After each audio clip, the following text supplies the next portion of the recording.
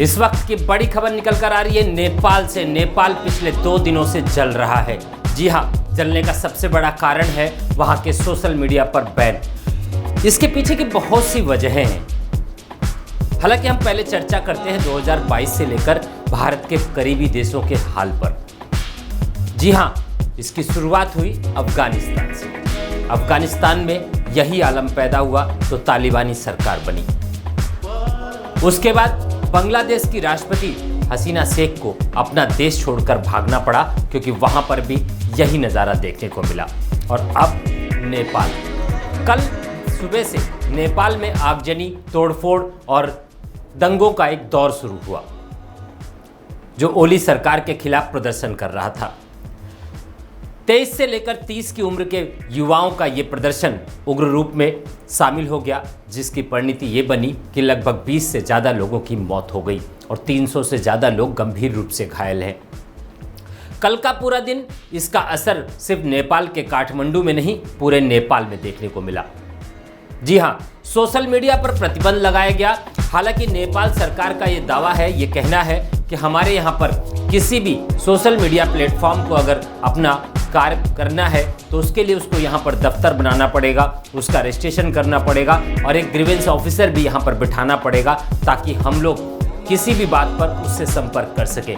क्योंकि जितने social media platform हैं वो यूएस से चलते हैं, ना कि अन्य किसी कंट्री से। इंटरनेशनल मार्केट में वो कारोबार तो करते हैं। हालांकि कई देशों में उन्होंने अपने कार्यालय बनाए हैं और कई देशों में उन पर प्रतिबंध भी है। भारत में भी ऐसी स्थिति थी, लेकिन भारत सरकार की अपील पर उन सोशल मीडिया प्लेटफॉर्म्स ने अपने ग्रीवेंस ऑफिसर भारत में अपॉइंट किए, जिसकी वजह से वो स्थिति नॉर्मल हो गई। अब सवाल ये उठता है कि सोशल मीडिया के प्रतिबंध लगने से वहाँ के युवा इतने क्रोधित क्यों हुए। सबसे बड़ी बात है कि नेपाल एक हिंदू राष्ट्र और छोटा सा देश है। उस देश में रोजगार की जो संभावनाएं हैं वो बहुत कम है। सरकार युवाओं को रोजगार देने में असफल रही। ऐसी स्थिति में वहाँ के युवा अपना जीवन और गुजारने के लिए सोशल मीडिया प्लेटफॉर्म के माध्यम से 2 पैसा कमाने का रास्ता बनाते हैं।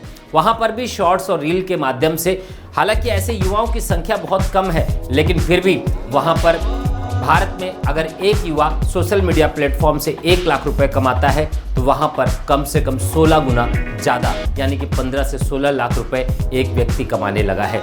उन सोशल मीडिया प्लेटफॉर्म्स के माध्यम से युवाओं ने ओली सरकार के भ्रष्टाचार का भी खुलासा किया है। उसमें एयरपोर्ट को लेकर, दूरसंचार की व्यवस्थाओं को लेकर जितने घोटाले हुए वो सब सोशल मीडिया पर वायरल किए गए और सरकार को घेरने का प्रयास किया गया।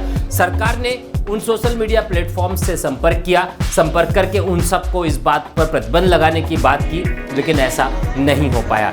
ऐसी स्थिति में ओली सरकार ने उन सबको एक लेटर जारी किया और लेटर में ये कहा कि आप अपना कार्यालय नेपाल में बनाएं, ताकि आप नेपाल में अगर कारोबार करना चाहते हैं तो आपका दफ्तर यहाँ होना चाहिए, आपका ग्रीवेंस ऑफिसर यहाँ होना चाहिए, ताकि सरकार सीधा संपर्क कर सके।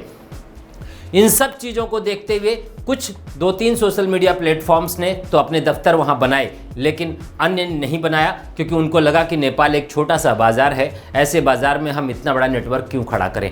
ऐसी स्थिति में ओली सरकार ने 3 सितंबर को उन पर प्रतिबंध लगा दिया। प्रतिबंध लगने का नतीजा ये रहा कि युवा धीरे धीरे एकत्रित होकर भड़क गए और आज 24 घंटे बीत जाने के बाद स्थिति ऐसी हो गई है कि वहाँ के गृह मंत्री, कृषि मंत्री और रक्षा मंत्री सबको इस्तीफा देना पड़ रहा है। मंत्रियों के घर पे आगजनी हो रही है और लगभग 20 से ज़्यादा युवाओं की मौत हो चुकी है। अभी ताज़ा हालात मैं आपको बता दूं कि आज सुबह नेपाल के मंत्री के घर पर आगजनी हुई है। हालांकि कोई बहुत बड़ा नुकसान तो नहीं हुआ है, लेकिन इन सब परिस्थितियों को देखकर आज स्थिति ऐसी बनती नजर आ रही है कि जो अफगानिस्तान में हुआ, जो बांग्लादेश में हुआ, वही अब नेपाल में होने जा रहा है। ऐसा लगने लगा है कि अब वहाँ की सरकार गिरेगी।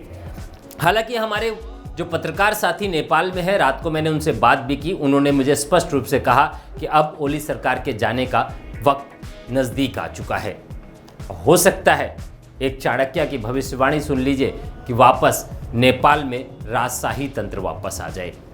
वहाँ के राजा जिन्होंने अपने पद का त्याग किया था, वो कुछ दिनों पहले एक यात्रा, एक जनसभा करते नजर आए थे और उन्होंने दोबारा से राजशाही तंत्र की बात की थी। और राजा के कहने के बाद से हम सब इस बात की अटकलें लगाने लगे थे कि वहाँ पर चुनाव की प्रक्रिया हालांकि एक अंदर की बात मैं आपको और बता दूं कि पिछली बार जब नेपाल में चुनाव हुआ तो किसी भी पार्टी को बहुमत नहीं मिला, तो वहां पर पक्ष विपक्ष सब ने मिलकर आपसी सहमति से एक सरकार बना ली। अब तो वहां पे सिर्फ सरकार है, पक्ष है, विपक्ष का तो पता ही नहीं है वहां पर, क्योंकि विपक्ष भी सरकार में शामिल है और सरकार तो सरकार में शामिल है ही। तो वहां मिली जुली सरकार चल रही, जिसको लेकर वोटर्स काफ़ी नेपाली वहां पर नाराज थे और उसकी परिणति अब ये साफ साफ दिख रही है कि ओली सरकार के जाने का समय पूरा हो चुका है। अब सवाल ये उठता है कि वहां पर चुनाव होगा या राजशाही तंत्र वापस लौटेगा। फिलहाल ये आने वाला वक्त बताएगा, लेकिन एक बार फिर मैं आप सबको बता दूं कि नेपाल में आज सुबह वहां के मंत्री के घर पर आगजनी हुई है, जिसमें कुछ नुकसान तो हुआ है लेकिन बहुत ज़्यादा आगजनी का असर देखने को नहीं मिला है। युवा अभी भी सड़क पर हैं और वहाँ पर माहौल वैसा ही बना हुआ है। ऐसे में सरकार बनी रह पाना बिल्कुल मुश्किल नज़र आता है। फिलहाल नेपाल के हालात पर हम नज़र रखेंगे और चलते हैं, देखते हैं और खबरें। जय हिंद, वंदे मातरम।